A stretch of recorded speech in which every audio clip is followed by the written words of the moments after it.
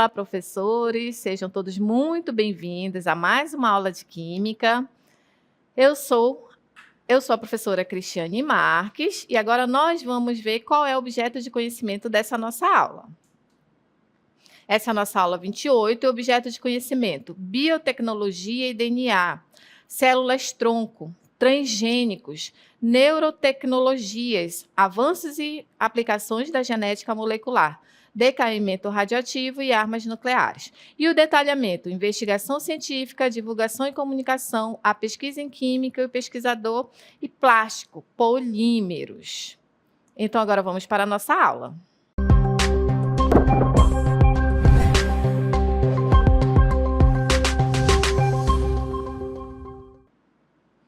Muito bem, então começamos essa nossa aula falando aqui de polímeros, né?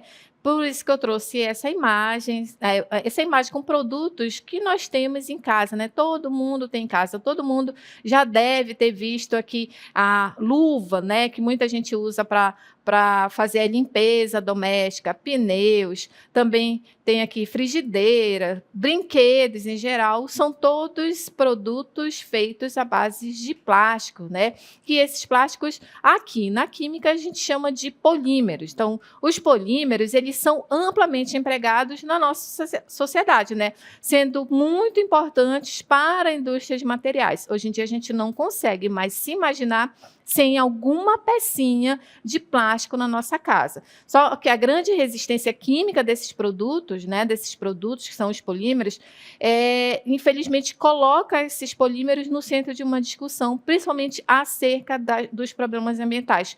Por quê? Porque eles são praticamente indestrutíveis pelos micro-organismos. Então, esse é um grande problema, uma grande polêmica dos polímeros. Mas, falando nos polímeros, nós precisamos conhecê-los, né? Saber por que é polímero, conhecer esse termo, conhecer quais são as classificações dos polímeros. Então, como que se obtém os polímeros? Os polímeros, eles são obtidos através de reações, que essas reações consistem em unir pequenas pecinhas, e essas pequenas pecinhas são chamadas de monômeros, a menor parte daí da reação. Um monômero é essa pequena partezinha aqui.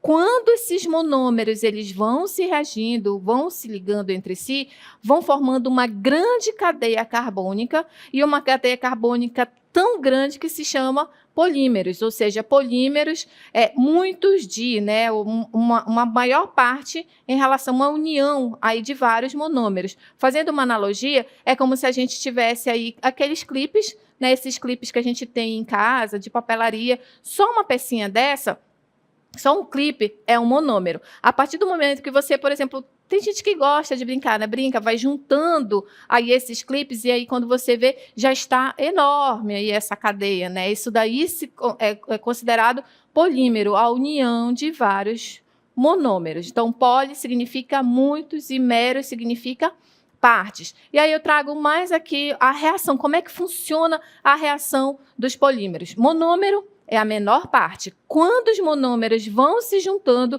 como se fossem elos de uma corrente, e aí eles vão se formando em polímeros. Então, polímero, esse daqui é o polímero de adição, porque existem aí as classificações dos polímeros também, né? A maneira como eles reagem. Então, o monômero é a menor parte, é como se fosse um elo de uma corrente, e aí, a partir do momento que esses elos vão se unindo, formando aí uma grande cadeia. Isso daqui formou aí o polímero. Polímero significa poli, né?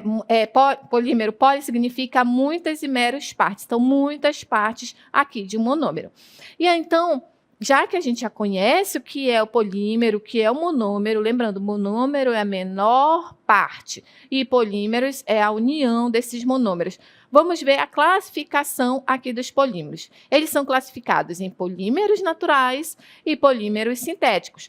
Como o próprio nome diz, polímeros naturais são aqueles encontrados na natureza, ou seja, grandes cadeias, né, encontradas na natureza, e os polímeros sintéticos, que são feitos em indústrias, feitos em laboratórios, que são esses, né, os famosos plásticos realmente que a gente conhece, que a gente vê muito no nosso dia a dia.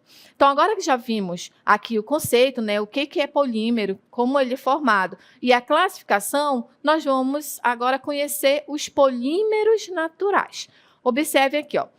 Os polímeros naturais são exemplos: a borracha, os polissacarídeos, e esses polissacarídeos são a celulose, o amido e o glicogênio, e as proteínas, ou seja, a borracha, os polissacarídeos e as proteínas. Dentro desses polissacarídeos, ou seja, que são cadeias enormes, temos a celulose, o amido e o glicogênio, ok? Então, vamos ver aqui alguns polímeros, né, para vocês verem as fórmulas. Olha como eles são enormes, essas fórmulas de polímeros. Essa primeira estrutura aí é o polissacarídeo, né, da celulose, a estrutura da celulose. Olha só, é uma cadeia muito grande, né, uma cadeia que ela vai se juntando, formando aí os polímeros, ou seja, uma cadeia muito grande. Aqui nós temos também a estrutura do amido, logo abaixo. É um polissacarídeo também. Olha só a estrutura do amido. É uma cadeia muito grande, eles vão se juntando, as pequenas partes, que são os monômeros, eles vão se juntando, esses monômeros aí são monossacarídeos. Eles vão se juntando, formando cadeias muito grandes, cadeias muito longas. E essas cadeias muito longas são os polímeros. Então, esses daqui são os naturais. Temos também a estrutura aqui do látex. Então, observem que está aí. Esse N significa que é feito de inúmeros dessa estrutura aqui, correto? E aí, essa estrutura é o poliisopreno, ele é o látex. O que é o poliisopreno? É uma emulsão de micropartículas poliméricas em um meio aquoso. E por falar em poliisopreno, né, que é essa estrutura do látex, nós vamos conhecer um polímero natural, que é a borracha natural. Observem aqui o que é a borracha natural. A borracha natural, ela é mais conhecida como, né, ela é retirada de uma árvore, a Hevea brasiliensis, mais conhecida como a seringueira.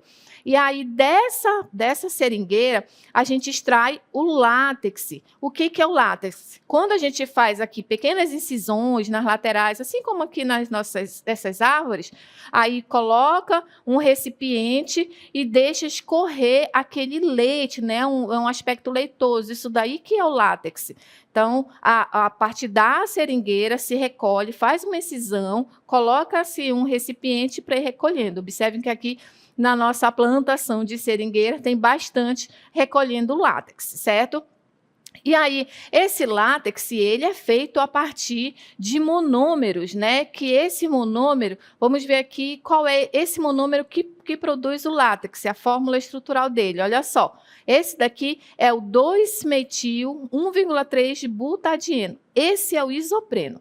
Um monômero, só ele, é uma molécula pequena. A partir do momento que ocorre uma reação de polimerização, ou seja, como o elo das correntes, né, vão se juntando várias moléculas aqui do 2-metil 1,3-butadieno, quando eles vão se juntando, vão formando aí o poliisopreno. Só um é o isopreno. Mais de 1, 2, 3, 4, 5, 10, 100 quer dizer que é o poliisopreno. Então, o poliisopreno é o monômero da borracha natural, né? E é onde que a gente observa aqui no látex, que é extraído dessa árvore, que é a seringueira. Só que tem um detalhe, esse látex, observem aqui, continuando, esse látex, logo no princípio, né, observaram, quando começaram a fazer a extração do látex da seringueira, observaram que em dias frios ele era muito quebradiço. Então, não dava para aproveitar, para usar ali esse látex para fazer alguma coisa. Mas, em compensação, em dias quentes, ele era gosmento, né? Ele é gosmento. E aí, o que foi que aconteceu? Foi necessário fazer uma reação, que, inclusive, essa reação, ela foi uma reação meio que... como se que ela foi meio que sem querer, né? Não foi proposital. ela foi descoberta meio que sem querer, que foi a reação de vulcanização. O que é a vulcanização? A vulcanização consiste em adicionar enxofre aqui nesse látex, aqui nesse isopreno, né? No caso, poliisopreno. Por quê? Por causa dessas características aqui, que em dia frio, aí o látex era quebradiço, em compensação, em dias quentes, o látex era gosmento. Então, a vulcanização consiste em acrescentar aí enxofre para que tenha-se um produto que seja ali maleável e de boa produção, na verdade, né? Para produzir aí surgir daí vários produtos. E quem foi que fez essa reação? Foi Charles Goodyear. Por isso que tem alguns pneus aí com esse nome. Então, Charles Goodyear, ele fez essa reação de vulcanização, meio sem querer, porque ele deixou cair enxofre ali no látex que ele tinha, por isso que ocorreu. Aí ele observou que aquele látex estava numa textura boa para se fazer ali vários outros produtos. Então, que a partir daí da borracha natural. Certo? Então, essa mistura, essa vulcanização de Charles Goodyear nada mais é que uma mistura, observem aqui, de borracha e enxofre. Certo? Então, isso daqui é a borracha natural, como que ela é encontrada, como que ela é feita, né? Lembrando que ela é feita uma incisão aí, aqui na seringueira, né? E aí, a partir dessa incisão, fica escorrendo o líquido branco de aspecto leitoso, que é o látex. Então, a partir daí, desse látex, que tem um monômero, o 2-metil-1,3 butadieno. Então, esse látex aqui, esse isopreno, é o monômero, e a união de vários isoprenos é o poliisopreno, que é o polímero, certo? Continuando aqui. Então, já vimos aqui a borracha natural e vamos ver outro polímero natural. Observem. O termo polímero foi criado pelo famoso químico alemão J. Berzelius em 1832. Na realidade, Berzelius tentou criar um termo para diferenciar moléculas orgânicas que possuíam os mesmos elementos químicos, mas não necessariamente as mesmas propriedades químicas, como, por exemplo, os gases etileno e buteno. Assim, o termo polímero foi utilizado para representar as moléculas de buteno como sendo constituídas de muitas unidades meros de etileno. As primeiras experiências realizadas pelos cientistas do século passado com substâncias poliméricas envolviam polímeros naturais, tais como borracha natural, amido, celulose e proteínas. Apesar da borracha natural ser menos abundante que a celulose e as proteínas, ela foi muito importante do ponto de vista histórico para a ciência de polímeros. Em 1857, Lord Kelvin publicou um trabalho teórico analisando o comportamento de determinados sólidos sob efeitos térmicos. Nesta mesma época, Charles Goodyear conseguiu desenvolver o processo de vulcanização da borracha natural, tornando possível o seu uso mais apropriado em aplicações onde a sua elasticidade fosse imprescindível.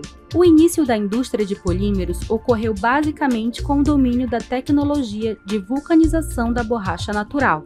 Este material já era utilizado em determinadas aplicações, mas suas características pegajosas, com aumento de temperatura e a inexistência do processo de vulcanização, limitavam em muito seu uso até então. Em 1844, Goodyear conseguiu patentear o seu processo de vulcanização na França. Entretanto, no mesmo ano, mais precisamente um mês antes, Thomas Hancock patenteou um processo semelhante de vulcanização na Inglaterra. Até hoje, existe uma controvérsia sobre o verdadeiro inventor de tal processo.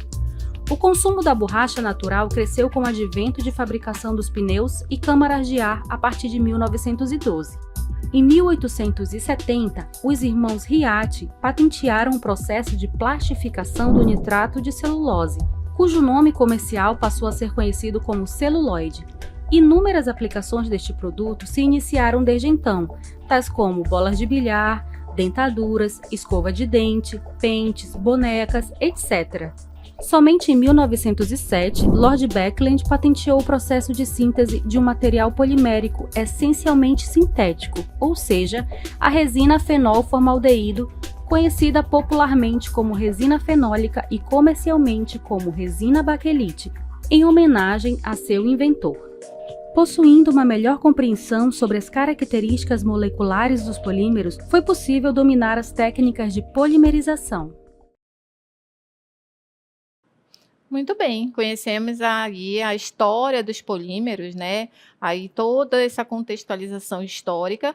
E agora nós vamos ver aqui algumas propriedades da borracha natural. Observem aqui, a borracha natural, o monômero é o isopreno, tá aí a estrutura do isopreno, e quando ocorre a união de vários monômeros, ou seja, a reação de vários isoprenos, forma-se o poliisopreno, que é poli significa muitos. Então, monômero é a menor parte e polímero é a união de vários monômeros. Então, se esse daqui, a menor parte é isopreno, a união de vários isoprenos é o poliisopreno, porque tem muitos. Esse N significa que tem muitos. E a propriedade da borracha natural é que ela tenha facilidade no processamento por causa ali da sua característica, principalmente por causa dali do processo de vulcanização. Ela é tem excelente desempenho dinâmico com baixa perda de composição.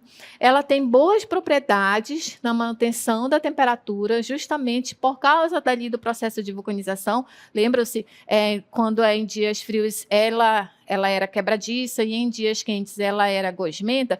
Agora, por causa do processo de vulcanização, ela tem boas propriedades de manutenção da temperatura. Ela tem capacidade de unir peças metálicas, por isso que ela é muito utilizada. Tem alta resistência a rasgo e abrasão. Então, a gente observa, né, pelos pneus dos veículos. Tem um bom desempenho dinâmico e tem um baixo nível de amolecimento.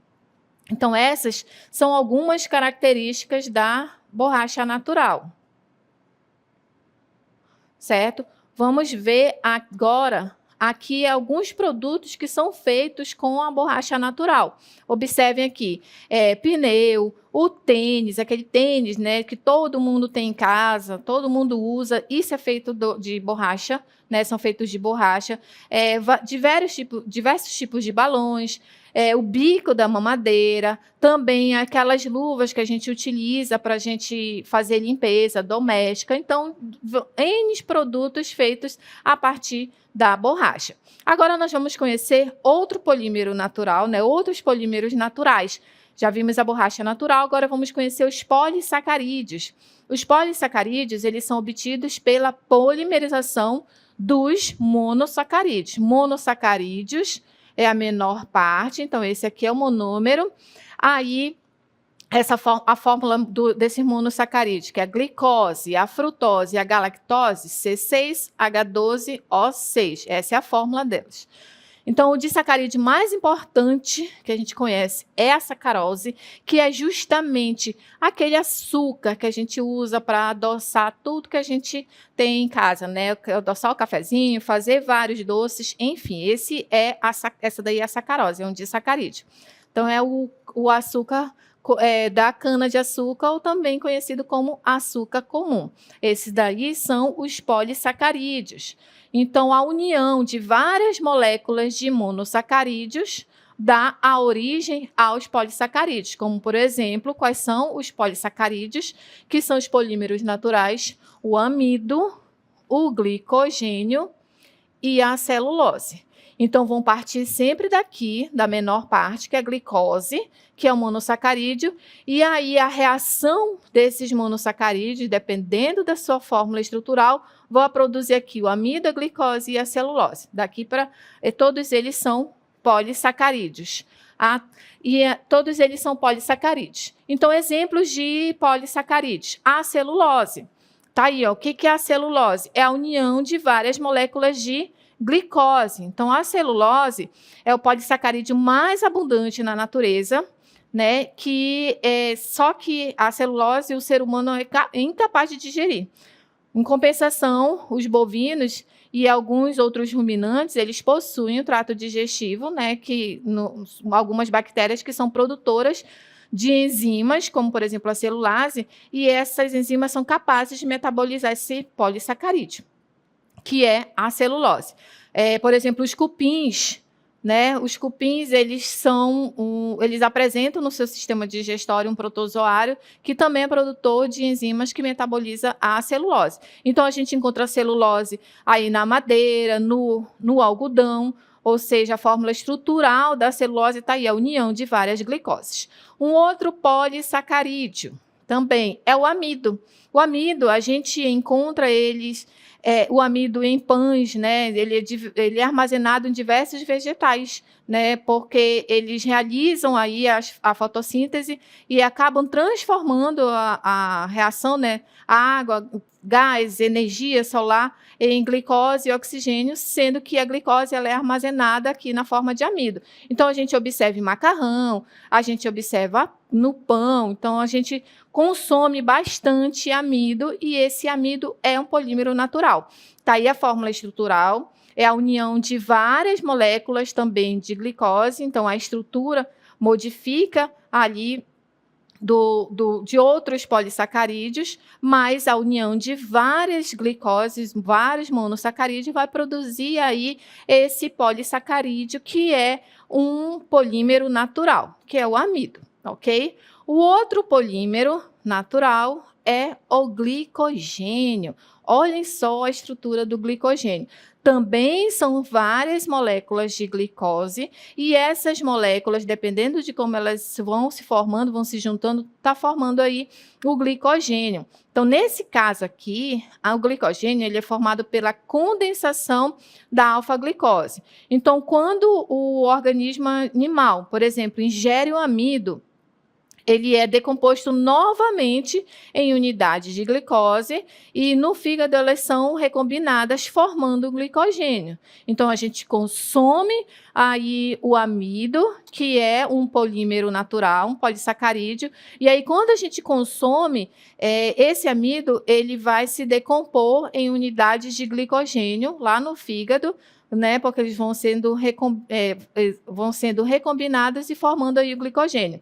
E esse glicogênio, ele é uma reserva animal de carboidratos. Então, é por isso que ele é chamado de amido animal, porque fica principalmente no fígado e nas células dos músculos. É por isso que, por exemplo, às vezes, quando você não consome muito amido, né, muito açúcar, os polissacarídeos, você às vezes tende a sentir fraqueza, aquela sensação de desmaio, porque você está ficando sem reserva de energia. Por quê? Porque você não está consumindo o suficiente para que o fígado processe ali e transforme em glicogênio, que o glicogênio que é a nossa reserva de energia, tá certo? Então, é muito importante a gente consumir aí também moderadamente, porque a gente precisa de energia para fazer todas as nossas atividades, correto?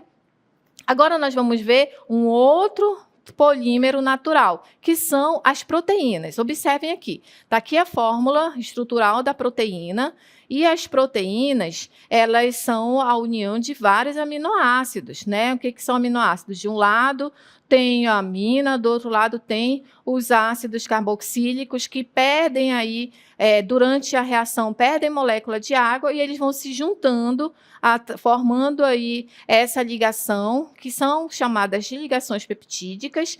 Então, essa união vai transformar, essa união de aminoácidos vai transformar em proteína, e a proteína é um polímero natural. Por quê? Por que é polímero? Polímero é uma união de várias moléculas menores, né? Poli significa muitas e meros partes. Então, tem várias partes de uma menor parte que é o monômero. Então, aí, fazendo uma estrutura primária, mostrando aí para vocês a estrutura primária de uma proteína, essa imagem que vocês estão vendo logo abaixo da fórmula. Então, é realmente uma estrutura muito grande, porque é a união de vários aminoácidos. Então, a proteína é um polímero natural. E aí, onde que a gente consegue identificar as proteínas, né? As proteínas são os polímeros formados a partir da condensação de alfa-aminoácidos e estão presentes em todas as células vivas. Então, nós temos exemplos aí, a queratina, nós temos exemplo, a caseína. A queratina é muito importante aí para para o cabelo, para as unhas. A caseína é uma proteína que ela é encontrada no leite, e a fibroína, ela é uma proteína que ela é encontrada ali no fiozinho da teia de aranha. Então, ó, são polímeros naturais. E aí, falando em polímeros naturais, nós vamos falar agora sobre os polímeros biodegradáveis, né? O que são os polímeros biodegradáveis? Esses polímeros biodegradáveis ou biopolímeros, eles são compostos químicos que são produzidos a partir da ação dos seres vivos ou de fontes de energias renováveis, como, por exemplo, a cana-de-açúcar, o milho, a fécula de mandioca. É por isso que eu estou aqui nessa plantação de cana-de-açúcar, né? Enquanto os fósseis, eles podem levar milhares e milhares de anos para se formar, os polímeros biodegradáveis, né, renováveis, na verdade, apresentam ciclos de vida significativamente menores. Então, por isso que eles são chamados de polímeros biodegradáveis, porque quando eles forem ali para a natureza, eles vão conseguir se degradar muito mais rápido do que os polímeros que são obtidos a partir de combustíveis fósseis. E aí eu trago também para vocês, para a gente ir já se caminhando para o finzinho da nossa aula, um vídeo falando sobre um outro polímero natural. Vamos assistir.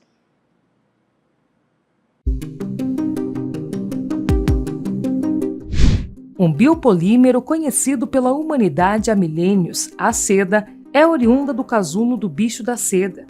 Já foi a principal mercadoria da China, já que sua forma de produção foi, por muito tempo, mantida em segredo pelos chineses, dando origem à famosa Rota da Seda, uma das rotas comerciais mais importantes da época.